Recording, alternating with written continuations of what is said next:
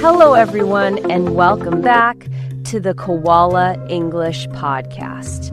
I'm Caroline. Today, we're talking about friends, the people who support us, understand us, and make life more meaningful. But how do you talk about your friends naturally in English? What words do native speakers really use in everyday conversations?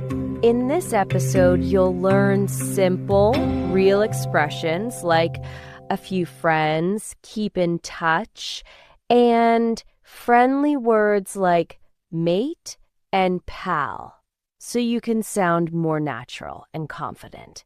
Because learning English isn't just about words. It's about talking about the people who matter most. So let's get started. We all have friends, right? They're a massive part of our lives. But sometimes actually finding the right words to talk about them can be surprisingly tricky. So in this explainer, we're going to break down how to talk about your friends in a way that feels totally natural and really gets to the heart of what they mean to you. But before we dive in, let's try something. Just for a second, I want you to picture one of your really good friends. Got them in your head? Okay, now what's the very first word that comes to mind? Is it loyal? Funny? Maybe supportive? Whatever it is, just hold on to that word as we go. So, first up, why does this even matter? Well, learning how to talk about our friends isn't just about getting the language right. It's about being able to share and really celebrate these connections that are, let's be honest, some of the most important ones we'll ever have. When you think about it, friendships are kind of built on these three huge pillars: support, understanding, and all those shared experiences. They're the people who've got our back no matter what. They're the ones who just get us, And they're right there with us, making the memories that we'll look back on. In a big way, they really help shape who we are. All right, let's get a bit more practical. How do you actually describe your crew, your group of friends? We're going to start with the basics: how many friends you hang out with and where you all met in the first place. There's a really interesting little difference between saying you have a few close friends versus quite a few friends. The first one, it paints a picture of this really deep, tight-knit group. The second one, it suggests you're maybe a bit more of a social butterfly. And hey, neither one is better than the other. It's just about describing different social styles. Okay, let's really lock in this phrase, a few. It is the perfect, most natural-sounding way to talk about a small group. What's great is that it's not a specific number, and that's what makes it so awesome for just, everyday conversation. Like, I have a few friends I've known since I was a kid. See? Simple, easy, and it sounds completely natural. Our friends pop up from all these different chapters of our lives, right? We meet them in class, at the office, while we're out seeing the world, or when we take that leap and move to a brand new city. It's almost like we're collecting these amazing people and stories as we go along. Now, friendships aren't something you can just set and forget. They're living things. They need a bit of care to stay strong. So how do we talk about all the things we do to keep these connections alive, especially when there's time and distance involved? This phrase right here is absolutely crucial. Keeping in touch or staying in touch. That's basically the engine of modern friendship. It's all about making that continuous effort to communicate, to close that physical gap between you and your friend. And here's how most of us do it, right? It could be a quick text to say hi, a long phone call to catch up, making the trip to actually visit, or even just liking and commenting on social media. These are the tools we all use to keep those friendships going strong. And it's not always about big, crazy adventures. So often, the real foundation of friendship is built on these super simple shared things, like just grabbing a coffee or going for a walk. Honestly, it's just about spending that quality time together. That's what really matters. Okay, now for the really fun part. Let's look at a few words that will help you sound less like you're reading from a textbook and, well, more like you're just casually chatting about your best buds. Mate. Oh, this is a classic. Especially if you're in the UK or Australia, this is such a common and warm way to talk about a friend. I'm meeting up with a mate later. It's casual, it's friendly, and it just instantly makes you sound more relaxed and natural. You might also hear people say pal or gal pal. Pal is a really friendly, all-purpose word. Maybe sounds a little old-fashioned sometimes, but still great. And gal pal is a term you'll often hear women use for their female friends. Using these little informal words adds so much personality.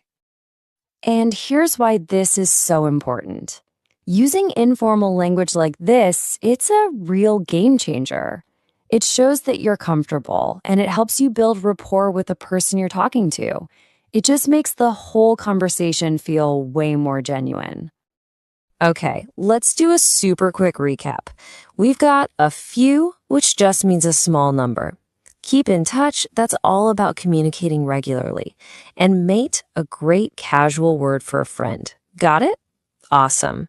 So we've covered the language, the how-to, but let's just zoom out for a second and come back to the why. Why are these connections so incredibly important to us? What's really at the heart of friendship? I mean, this is it. This is the core of it all, isn't it? True friends are the people you can be 100% yourself with. No filter needed. They offer that shoulder to lean on. They fight off loneliness. And they give us this powerful, vital sense of belonging. They're the people who see past the surface, past all the noise, and they know the real you, the good, the bad, all of it. And they're the ones who stick around, you know?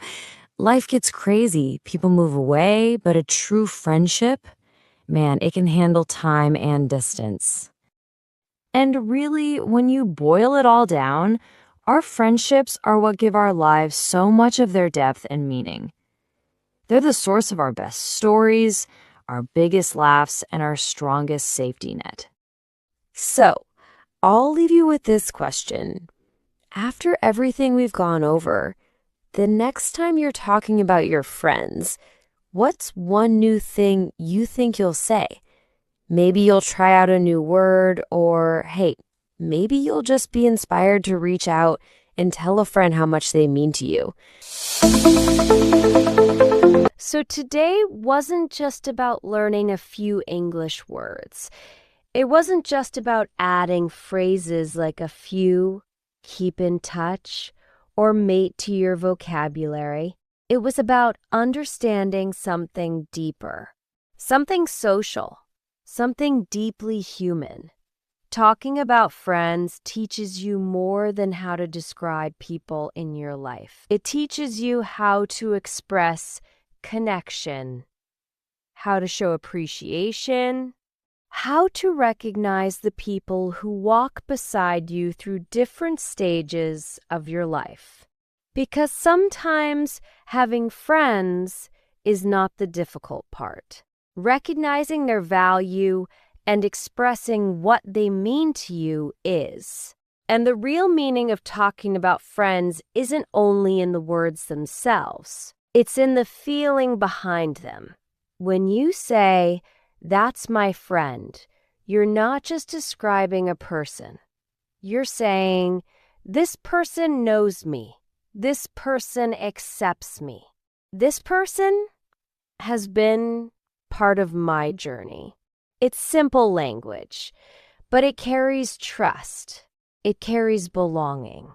It carries emotional connection. And when you begin to notice that layer, that quiet meaning behind everyday conversations, your English starts to feel more natural, more confident, more real.